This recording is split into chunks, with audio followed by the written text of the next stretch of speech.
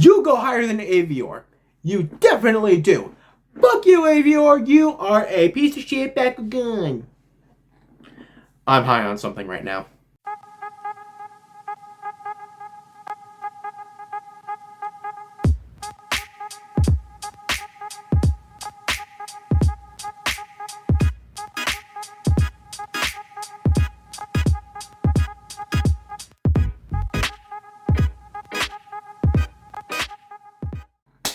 What up, everyone? It's your boy Floz MG back with another episode of Tier Up, and this time we are ranking the Gundalian Invaders Bakugan.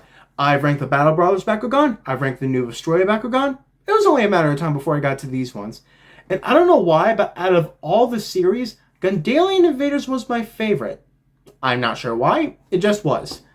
Let's get into ranking these. The ranks for this video are as follows. God Tier, Neithian Castle Knights, Inner Space Champion, Gundalian 12 Orders, and Cancelled. If you've seen the show, then you will understand what most of those mean. First up, we have a Bakugan from Neithia named Aquamos. Aquamos is obviously a Aquos Bakugan. He became Marucho's partner in this series. Much like many of Marucho's partners in the past, he's a very chill, laid-back kind of Bakugan, and kind of panics under pressure. Aquamos really feels like a true Aquos Bakugan, because like his eyes, I'm pretty sure they're kind of like the shape of goggles. He has like a lot of fins on him. Even one of his abilities is Spiral Pressure, where it's literally just a water gun at his hip. If that doesn't say Aquos, I don't know what does. But either way, Aquamos. He's not super extraordinarily powerful, yet he's also not super extraordinarily weak. He's kind of in the mid-range around there.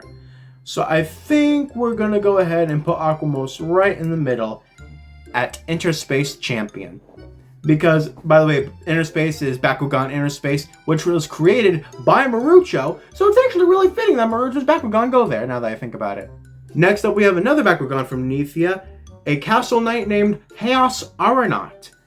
Aeronaut, he became the partner Bakugan to Princess Fabia. He used to belong to her fiance, who was the leader of the castle knights named Commander Jin. He kinda got deaded in battle, and Aeronaut got captured. Princess Fabia went to Gundalia to save Aeronaut, and they lived happily ever after. Well, aside from Jin. For like the first half of the series, the only Bakugan that Aeronaut would fight would be a Ventus Bakugan from Gundalia named Plithion, who we will get to later in the video. But for the longest time, they were like long-standing rivals. At the beginning, could barely beat him, but now demolishes him. So, I mean, Aeronaut is a castle knight, so I mean, he's got to go into the Neithian Castle Knights. I mean, come on, he's got to go there. Next up, we have a Bakugan from Gundalia named Subterra Avior, which is kind of really ironic because Avior makes you think of aviation, which makes you think it would be a Ventus Bakugan, but no, it's a Subterra Bakugan with wings. I honestly don't even know what this is supposed to be, like some sort of two-legged turtle that can fly. He's also supposed to be like a really, really old Bakugan as well, paired up with one of the younger Gundalian soldiers named Mason Brown. I don't know what this thing is supposed to be.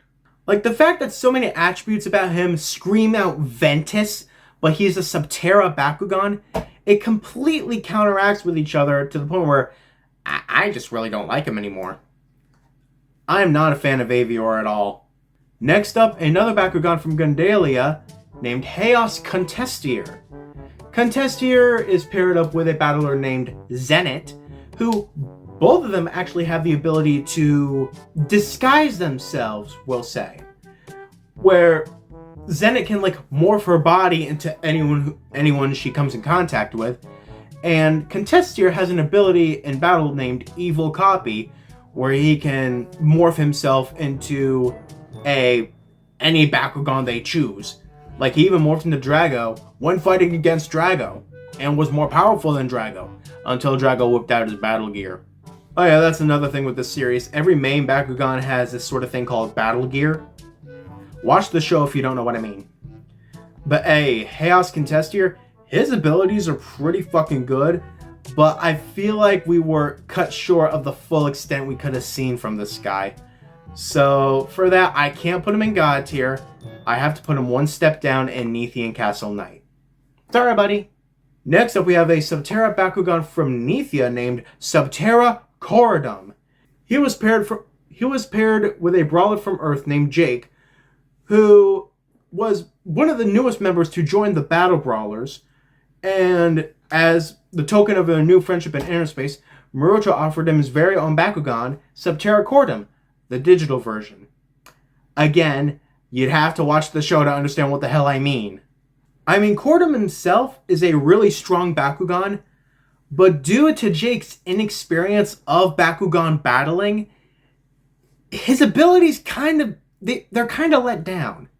They could be so much better if Corridum had a little bit of a better partner. Jake, they're a great fit, but if only they had more time together, Jake could pull out the ultimate abilities in Corridum, which unfortunately he was not able to do, so due to that, I have to bring Corridum down a little bit to the Gundalian 12 Orders, which is kind of an insult to a Neithian Bakugan. Alright, next up, we have the strongest Bakugan from Gundalia, the Bakugan belonging to Emperor Barodius, and I know that name is awesome, Darkus Darak.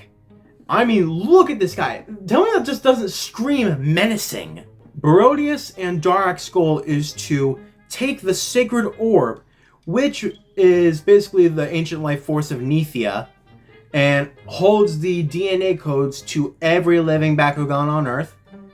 So basically, if they hold that, they control every Bakugan to ever live and ever will live. And that's pretty bad. Their powers alone are insane. It took Drago like an evolution or two just to defeat him. Every time Darak and Drago tried to battle in the past, the Sacred Orb would get in the way of them and separate them, blast all of them back to Gundalia, and Neithian people will be safe. But Darak has a lot of fucking power. A lot of power to the point where I gotta put him up in God tier. Because that fucker is strong. And if he wasn't strong already, meet his evolution, Darkest Phantom Darak. Tell me that's not even more menacing. And the first Darak you saw up there, that is a Darak who has never been through an evolution in his life, ever. When he finally went through an evolution, it wasn't exactly natural. The Gundalians spliced a bit of Drago's current evolution DNA and put it with Darak's to trigger an evolution, which was extremely painful, nearly cost him his life, but gave him so much power to the point where it's scary. Barodius was even given the option to rename him to Darkest Phantom Darak. And that name is very fitting. This Bakugan, with one ability, took down every Castle Knight. That shows the level of power this guy has. To the point where you almost have to put him in God tier alongside his prior evolution. It is just insane, I'm telling you. But next up we have the hero. We have Pyrus Helix Dragonoid. I forgot if I included him at the end of New Vestroya Bakugan, because he was technically introduced in that series, but the most of his potential was brought out in this one. Pyrus Helix Dragonoid. This is the evolution that occurred when he absorbed all of the attribute energies from the BT system back in the New Vestroya series. And then it carried over to here. He is Pyrus Helix Dragonoid, the current champion of Bakugan Interspace. This version of Dragonoid never set foot in Neithia.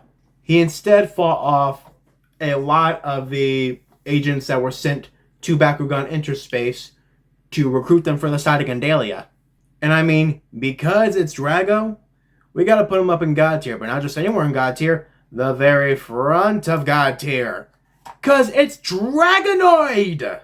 And now, next up, we have his first evolution to Pyrus Lumino Dragonoid. Lumino Dragonoid, he's very similar to Helix Dragonoid in most ways, except that he now has an extra pair of wings a bit lower. He has a sort of jewel V that's next to the blue jewel on his chest. And I think the shape of his tail has changed. The shape of his horns has changed a very little bit. But ayo, he still gained a good amount of power. And he has one of my favorite abilities named Crossfire, where his 4 wings on his back create an X, and the X creates an X of fire that to your opponent. Freaking, if that stupid sound came from an ability, just... But again, it's Drago, one of the strongest Bakugan to ever live. It's a god tier boy. It is a god tier boy. Next up, we have the next evolution to Drago. We have Pyrus Blitz Dragonoid. He evolved once more when he was destined to battle Dragonoid Colossus, and once he defeated him, he was bestowed the powers of Dragonoid Colossus, which caused him to evolve and change into Pyrus Blitz Dragonoid. I will say, this look of Drago is probably one of my least favorite for a couple of reasons. One, I'm not exactly a fan of the way the wings look. Two, the way the horns are shaped, where it's like curving up instead of just like... I'm not a big fan of that. Basically, overall, this is probably one of my least favorite evolutions of Drago. But still, really fucking powerful. Powerful enough to beat both versions of Darak. So we gotta put it ahead of both Daraks at least. Because this motherfucker is powerful. Next up, we have a Bakugan that has a variety of attributes. It's not a unique one, doesn't belong to any one brawler. We have Glotronoid. The way this guy looks is just very slick. I don't know if he's exactly supposed to be based off of anything, but Glotronoid, I mean, I'm assuming his name is Glotronoid because parts of him glow. I'm assuming. Glotronoid isn't really a memorable one, so he doesn't have a long-lasting impact on me. A canceled little boy. Next up, we have the Ventus Bakugan from Nethia, Ventus Hawktor. Ventus Hawktor, obviously, he was paired with Shun, and the more I see Ventus Bakugan through the series, they start looking less and less like their aviation, like wind Bakugan, and they start to look more like their ninjas to match Shun, which isn't what Ventus is supposed to be. It's supposed to be based around wind. They're changing it completely to be like ninjas. But I mean, Hawktor is still cool. He's still one of those Bakugans who has a bit of a perfect blend of both Ventus originality and Ninja Edition. I don't know what either of those terms even mean, but I'm going with them anyway. Hawktor, pretty powerful. Not powerful to match up with Shun standards, though. If anything, he kind of drags Shun a little bit. So I might have to move him just down to the middle. Interspace Champion. Next up, we have a non-unique Bakugan named Jetro. Jetro, I don't know why his name is Jetro, because he looks really weird. I have no clue what this guy's even supposed to be based on. He literally has like a bunch of eyes, some of which shoot beams out, but still, I was able to remember this guy much easier than I did Glotronoid. So I think he deserves one place higher in the Gundalian 12 Orders, even above Avior, who does not match his attribute at all. He just doesn't. Alright, next up we have Pyrus Krakix, a Bakugan from Gundalia belonging to the commander of the Gundalian forces named Gil. Actually, he may not be the leader of the Gundalian forces. He may be the one who trained the leader of the Gundalian forces. I don't know, don't care. Pyrus Krakix. He's heavily based around a samurai, which actually makes sense between a battle between him and Shun. Samurai versus ninja. It just makes total sense. I will say this was definitely one of my favorite Bakugan from Gundalia, mainly because of like a few abilities of his. And like there were very few Bakugan that were able to put the brawlers on their toes, keep them up against the wall. Krakix was one of them. But at the same time, he doesn't exactly rise to the standards of God tier. He's just really strong. Next up we have Darkus Linehalt. He is also from Gundalia, belonging to the brawler named Ren Crawler. Brawler Crawler, that rhymed. Lionhall is a dark Bakugan, despite the name Darkest. He is truly a dark Bakugan who possesses something called the Forbidden Power. Throughout his whole life, he's never known what this Forbidden Power was. No one's ever told him what the Forbidden Power was until he accidentally discovered his Forbidden Power when fighting against Darak. And he nearly split the planet in two with said Forbidden Power. So he's definitely a strong boy. And if he just learned to use his Forbidden Power correctly, he could have decimated Darak. He could have decimated him. So I actually might have to put Lionheart in front of Darak as well. Yep, he's going in front of Darak too. Alright, next up from Gundalia we have Chaos Lumagrowl. Lumagrowl is basically a light attributed mutt. And that was a running gag in the show. Everyone he went up against they would call Lumagrowl a freaking mutt. Because Lumagrowl is kind of like a dog. Mutt's another term for dog. And Lumagrowl is a pretty powerful one that was able to defeat Cordum, so Kazarina. Oh yeah, Lumagrowl belongs to a brawler named Kazarina who runs a biological research lab to experiment on Bakugan. Very, very, very deadly and painful experiments. Not a happy place. But yeah, Lumagrowl was able to defeat Cordum, so Kazarina could capture him and Jake, hypnotize him, send him back to Nethia in order to take down their forces, but it kind of backfired, but hey. Proof of the power. It was also able to keep Drago on his toes, hold him against the wall, all that shit. Shows that Lumagrowl is not a Bakugan to be messed with. Definitely not. Lumagrowl has got power. Even had Arna up on the ropes, if he wasn't distracted by Kazarina, he would have won. Lumagrowl belongs up there.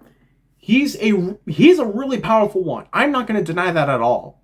Next up we have Subterra Luxtor. This is the only version of this Bakugan that I remember seeing.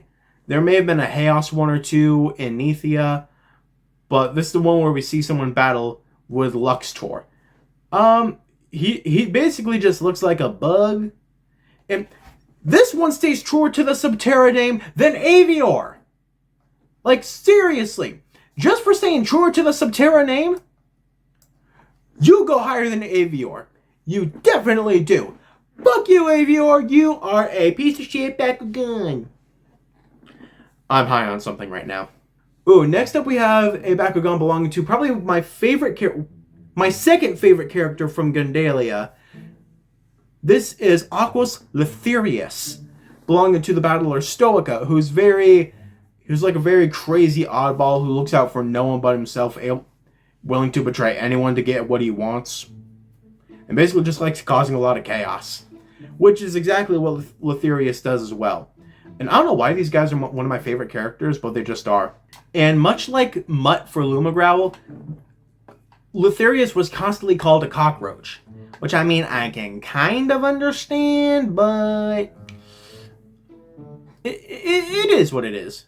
Letherius, one of my favorite Bakugan, but I don't want to use self-favoritism, but I'm going to use self-favoritism. Nathan Castle Knight, because I said so! Alright, next up we have a Bakugan we only see once, and I think this is only one of the very few non-main Bakugan that we actually hear speak. This is Pyrus Neo Zipzam, who belonged to one of the cadets or commanders of the Nethean Castle Knights named Linus, who had to travel to Earth to give Princess Fabia the element that was hidden within Neo, which basically is a fragment of the Sacred Orb's energy, which is pretty powerful. He had a lot of the Gundalian soldiers up against the ropes, but was not enough in the end. It just wasn't enough to win in the end. So he ended up getting captured, but he sealed himself in ball form, and when one of the Gundalians presented him to the brawlers, he opened himself and just surged the power of the element, and was coursing through that brawler's veins. And they said, I can win with this. I must win with this. Bakugan brawl! Wait, why aren't you doing what I say? Oh, I fucked up. That's essentially what happened when this character brought out Neo. It was also going against Drago. So Neo did this sort of ability thing where he created like a force field around them, where he was able to pass on the element from himself to Drago, which is what caused him to evolve from Helix Dragonoid to Lumino Dragonoid. So yeah, it's because of him that Drago was able to evolve. And I think that itself gets him a high spot. In fact, I think it's the beginning of the Neethian Castle Knights. But he was a Castle Knight! So of course he goes there! Next up, we have a Bakugan belonging to one of the soldiers who were sent out to Bakugan inner space to recruit the brawlers. This is Aquos Phosphos, belonging to the brawler named Lena Isis. Yeah, that name definitely says evil. Phosphos originally starts out as like a three-headed weird thing that has poison, but then Lena can use an ability called Gorgon Viper, which causes him to grow 2 more heads out of his shoulder and 2 more heads out of his hips to create 7 heads. What is this monstrosity? I think a better name for this guy would have been Aquos Hydronoid. But either way, Aquos Phosphos, this Bakugan, I feel like I could see myself possibly using this Bakugan if I were ever in a series. But at the same time, doesn't really rise to the standards as anyone in Neethian Castle Knights or God tier. So we're going to put it 1 space lower. In the Interspace Champion. Next up we have the Bakugan belonging to my favorite character from Gundalia. We have Ventus Plithion, belonging to a character named Jesse Glenn, who is basically a theater and actor fanatic. That is the best way I can put it. Like, it definitely comes out when he battles. You can definitely see it. Plus the sort of like background sound and music when Plithion equips his battle gear, the Volantor gear. I don't know why, I just love the sound of it. Plus, when they were on Earth, Plithion was undefeated. No Bakugan that went against him won. Not a single one could beat him. When he got to Neethia, that was a little bit of a different story. But ayo, he is literally the definition of an Interspace Champion. No one in Interspace could defeat him. So of course he belongs in Interspace Champion. I mean, it only makes sense. Next up, we have a non-unique Bakugan named Ramdoll, who is basically a Bakugan motorcycle? Sort of? I don't know what made them think of this, but it's just interesting. I give them points for uniqueness, but that's all I can really give them points for. Nothing really about it speaks to me, so I'm going to have to put it in the Gundalian 12 Orders, because it's still better than Avior. Everything is better than Avior. Next up, we have a Bakugan belonging to the current commander of the Neethian Castle Knights, Captain Elright. This Bakugan is Chaos Raptorix. It is by no means a unique Bakugan, but it's the Bakugan belonging to the current commander of the Castle Knights. So, there isn't really much of anything unique about this Bakugan. In fact, we don't really see much about this Bakugan. Sorry, you're actually on par with Avior in terms of not goodness. Next up, we have a Bakugan belonging to one of the soldiers who went to inner space to recruit the brawlers. This is Pyrus Rubinoid, belonging to the brawler named Sid, who kind of got power hungry and just wanted to defeat Drago. Could never defeat Drago in the past. Thought if he used this Bakugan, he could defeat him. But yeah, eventually it led to his ultimate demise. Sorry, Sid. But Rubinoid, as you can tell, his body is mostly just jewels. I don't know if he exactly has fire attributes about him, but he's still a pretty powerful and unique Bakugan to me. So I think I'm going to put him at the end of Interspace Champion. I mean, that's just me. Feel free to put them wherever you want. Next up, we have Subterra Sabator, a Bakugan from Gundalia belonging to the elder and the wisest person in Gundalia named Nerzak, who would eventually go to betray the Emperor, try to flee to Neethia, but things happened and that wasn't able to happen. Subterra Sabator, he's basically sort of like a bull cow, so he gets called Rawhide a lot, which, I mean, kind of makes sense. But a lot of his abilities are actually very similar to Vulcan from Bakugan New Vestroya. But I don't know. I think I'm going to put Saboteur. He was one of the very few Bakugan that was able to defeat Darak for... It may have just been one round, but he was able to defeat Darak for that one round, so I might have to put him in Neathian Castle Knights. That's not an easy feat to do. And finally, we have a Bakugan belonging to probably the leader of the Gundalian forces named Arazel. This is Ventus Strike Flyer, who sticks a little bit truer to the Ventus name with a lot of his abilities being centered around wind. He even has an ability called Multicam Effect, where his body can go invisible. I mean, that's a very unique ability, but I don't think it really stands to any of the Bakugan in Neathian Castle Knights or higher.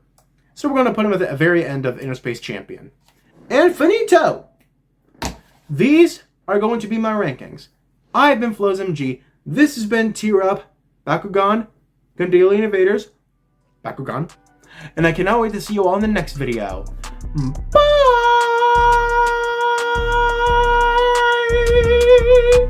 Bitch, I ain't your hero. Don't call me a savior. Think I'm out of control, eh? That's just my behavior. I'm bringing the house down. Major devastation. You don't gotta worry, cause it don't matter. I'm antisocial.